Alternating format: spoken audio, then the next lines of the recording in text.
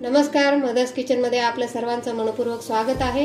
राखी पौर्णिमा जवळ आलेली आहे, तर गोड पदार्थ आपण करतोच। सुक्या खोबऱ्याची बर्फी करणार आहोत। त्यासाठी आपण मिल्क पावडर घेतले, सुकं खोबरं जे बारीक खिसून घेतले, दूध घेतले आणि पिठी साखर आणि 2 चमचे तूप। नाहीतर खोबऱ्याचा खिस पण चालतो। तर आपण ही काळी पाट आहे ती पूर्णतः काढणार आहोत खिसणीने।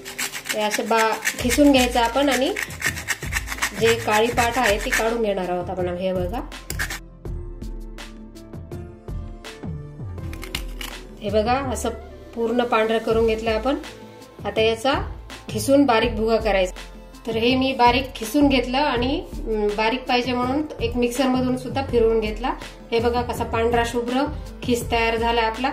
जर तुम्हाला खिस रेडीमेड पाहिजे असेल तर विकत सुद्धा मिळतो, विकत आणून सुद्धा करू शकतात आपण।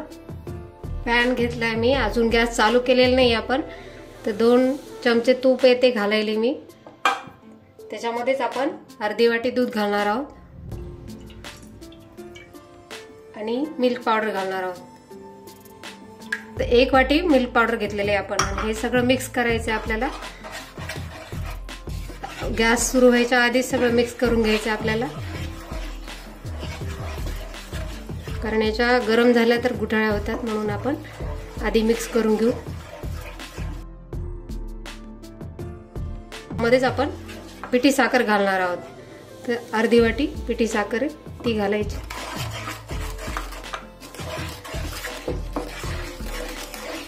ओल्या नारळाच्या सुद्धा वड्या माझ्या याच्यावर टाकलेल्या आहेत। तर तुम्हाला ओल्या नारळाच्या वड्या जर पाहिजे असतील तर त्या सुद्धा पहा तुम्ही, माझ्या याच्यात व्हिडिओ आहे। आता हे मिक्स झालंय, याच्यामध्ये आपण आता खोबऱ्याचा जो खीस आहे तो घालणार आहोत। तर हे सगळं आपण आधी मिक्स करून घेऊ।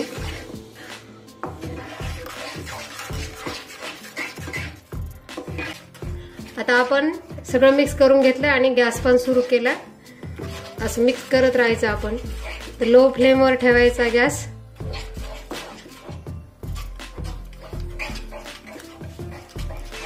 पाव चमचा आपण याच्यामध्ये विलायची पूड टाकायलो, छान टेस्ट येते त्याच्यामुळे। तर हे बघा आपलं आता घट्ट होत चाललंय।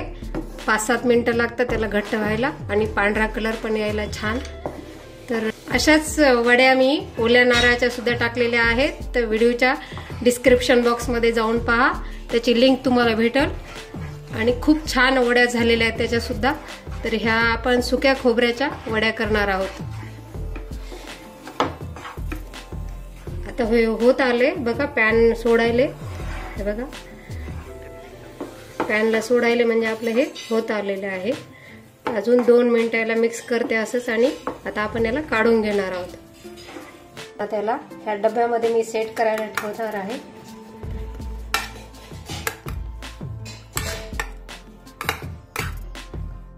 आपण आता बदाम आणि किसमिसचे काप टाकणार आहोत।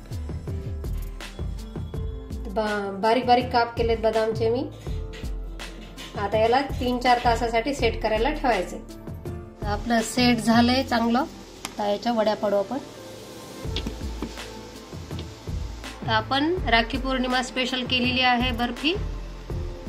तर सुक्या खोबऱ्याच्या आपल्या बर्फ्या तयार झाल्यात बघा, किती छान झाल्यात, मस्त। ह्या उपासाला सुद्धा चालतात, करून पहा तुम्ही पण। अशाच उत्तम घरगुती रेसिपी पाहण्यासाठी व्हिडिओला लाईक करा, चॅनलला सबस्क्राइब करा आणि कमेंट मध्ये तुमचा प्रतिसाद कळवा।